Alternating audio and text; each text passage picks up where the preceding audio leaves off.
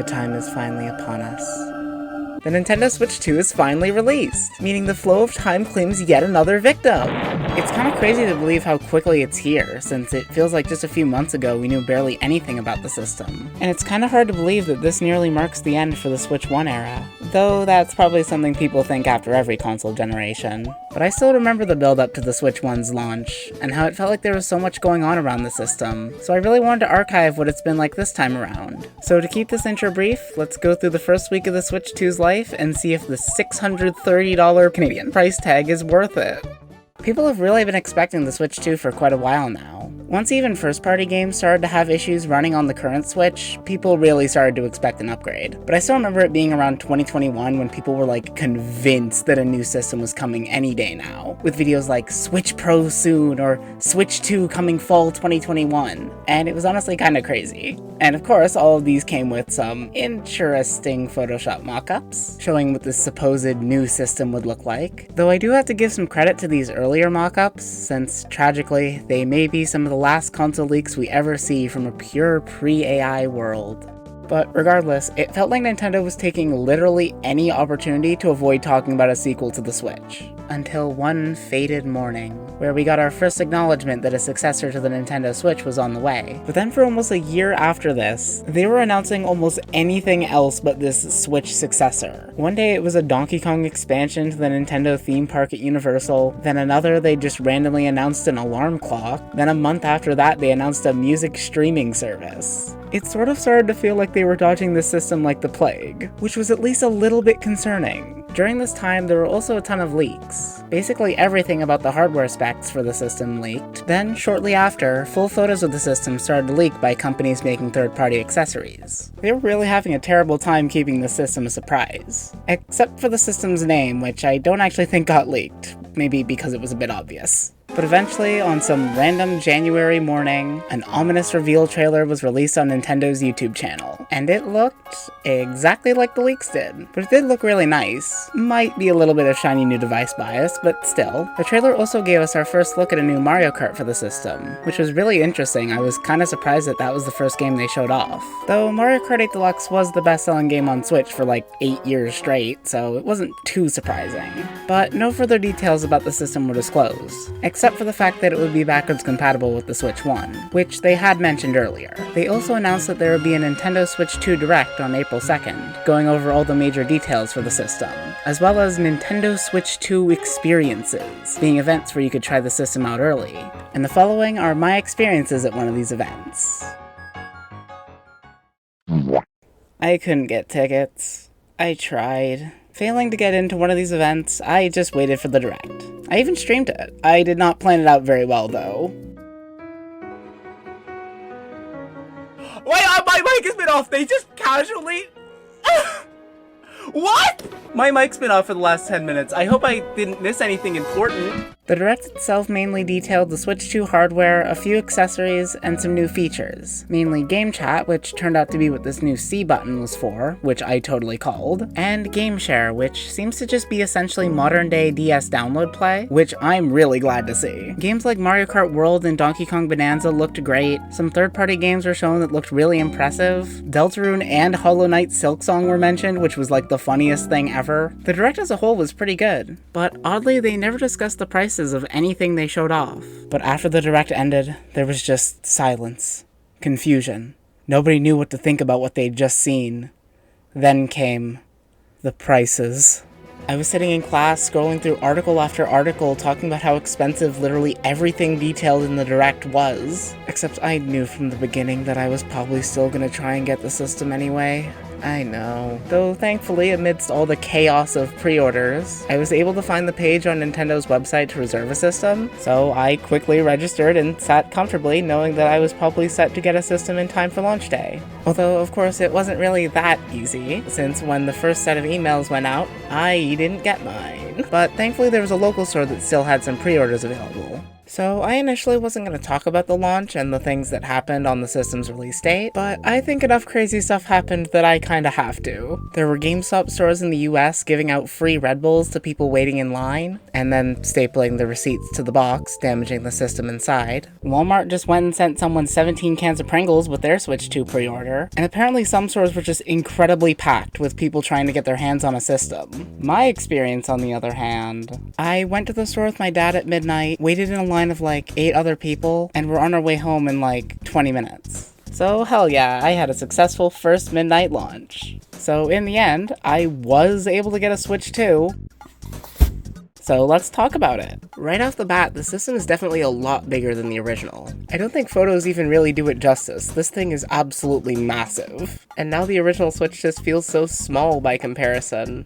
Though it does make the system a lot more comfortable to hold. The Joy-Con likewise feel a lot better in the hand. They still have really clicky buttons, which is something I hope they'd change, but the sticks are almost identical to the Switch 1s, meaning they're probably gonna start drifting at some point. Oh no. Small PSA, if you have drifting Joy-Cons, and probably Joy-Con 2 at some point, you can send them into Nintendo and they cover the shipping repair costs. Even if there's other damage to the controller, or if you signed the EULA saying you sign away your rights to a class action lawsuit, you can still send them in to be repaired. For completely free. But back on topic. The dock is a lot more rounded compared to the original, and I didn't think I'd be mentioning the AC adapter of all things, but I'm so glad that it sticks out now instead of just jutting out the side of a massive brick. But now, getting into the stuff I got with the system, I got a physical copy of Mario Kart World since A, the store had more non-Mario Kart bundles than Mario Kart bundles available, and B, I am a certified plastic case enjoyer, and overall, this is a pretty good plastic case. I agree that the banner on top might cover up a little bit too much of the art, but the red look with the red case definitely stands out from the Switch 1 and feels like a step forward. The red cartridges, however, got on my bad side for looking so obviously cherry flavored, only to hit me with the same nasty bitterant as the Switch 1 cartridges. Quite honestly, I feel betrayed. I also picked up a Pro Controller, and it's weird. All the photos make it look exactly the same as the old Pro Controller, but it actually feels a bit different. It's a bit smaller with different feeling grips, but it still feels really comfortable.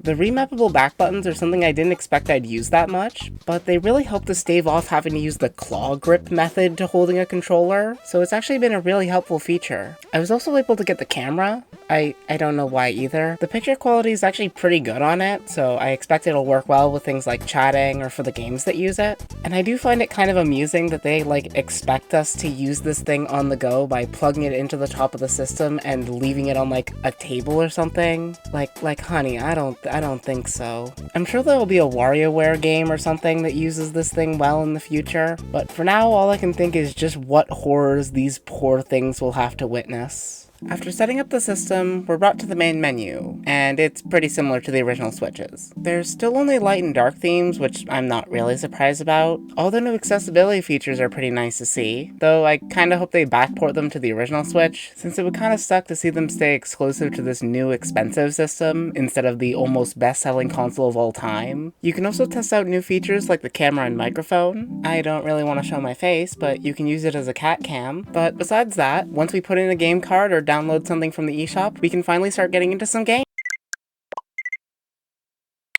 Of course, the first thing I checked out on the system was the Mii Maker. Are you really surprised? It is still trapped in system settings, but I'm really glad it's still here. Not much new has been added aside from a new dark mode option, but I'm glad to announce you can transfer Miis from the Switch 1, meaning my 3 little creatures get to move another generation forward, even though there's no Switch 2 games that use them. Yet. Miis are also genderless now, let's fucking go! Although it does acknowledge that older games will still gender your Miis. But surprisingly, that's not all for Miis on Switch 2, since in the options for your profile picture, they added 18 new poses you can put your Mii in. And I love them, they're perfect. Which I did want to put this on my Switch 2 predictions, but I genuinely just didn't think it would happen.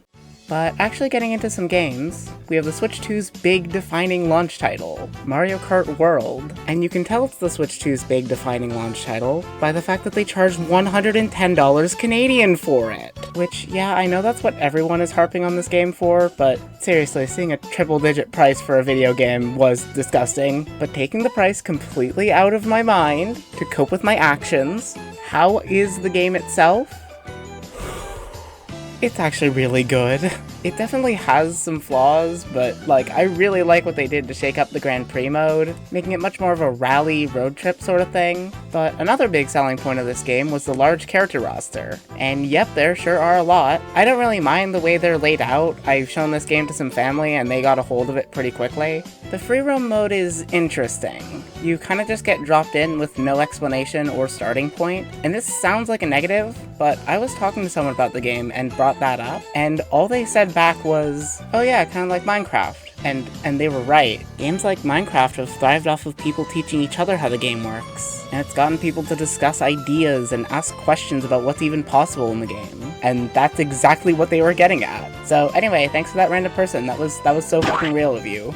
That's pretty much everything I have to say for the game itself, except that the soundtrack is absolutely phenomenal. There are apparently over 200 songs, and I have not heard a single bad one. Now, aside from Mario Kart World, I also got the upgrade packs for Breath of the Wild and Tears of the Kingdom. And wow, these are pretty great. The difference is noticeable almost immediately, especially with Tears of the Kingdom, because I remember that game having little lag spikes all the time. And the whole Zelda notes thing is actually a pretty neat addition. I think it's cool that it kind of brings back the idea for the scrapped Wii U gamepad functionality from Breath of the Wild. And the new voice memories are pretty neat, giving you something to go collect if you've already beaten most of these games. I haven't really tried any of the item or auto build sharing, but that's definitely great to see, and for auto builds, long overdue. And I really hope some people come back to the game just to post their old abominations for the world to see. Okay, so next up, forget these games, disregard all the other launch titles, because there's generally only one game here that matters. Deltarune, oh my god, it's been so good. It genuinely feels like the game never left. But the art, the jokes, the stupid little mini-games, the lore, it's all so good. I really like this game if you can't tell. And hey, apparently the Switch 2 has an exclusive boss fight. Does that make it worth the $630? Probably not, but hey, at least the game itself is worth its price.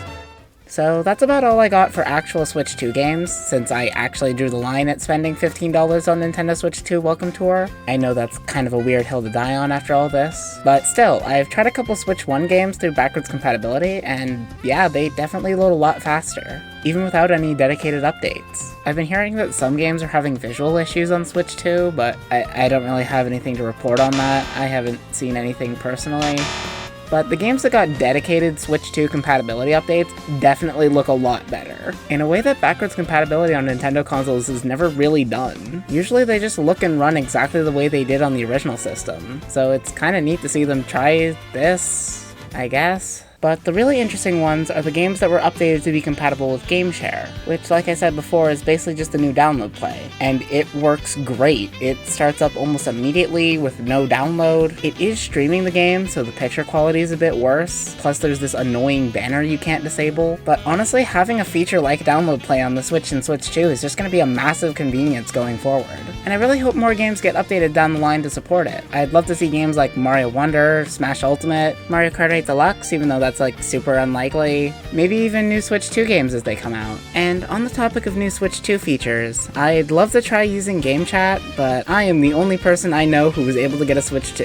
Womp womp. So I guess to close out, do I think that everyone should go out and buy this system? I don't know, it really depends. Personally, I've really been enjoying the system so far. As someone who's been using a 2017 Switch since launch, it definitely feels great to finally have an upgrade, but with the pricing and stuff, it really just feels like it comes down to the cost and if it feels like enough of an upgrade to you to warrant a purchase. But I do really see a lot of potential in the system. During the Switch 1's lifespan, there were so many bizarre little oddities, so many obscure franchises that finally got their moment to shine and become popular, and so many dream releases that nobody ever thought would really happen. So I really hope that the Switch 2 will be able to keep that momentum going. But anyway, I'm gonna go let Toby Fox rewire my brain chemistry for the 4th time while I wait for something me related to release for the Switch 2.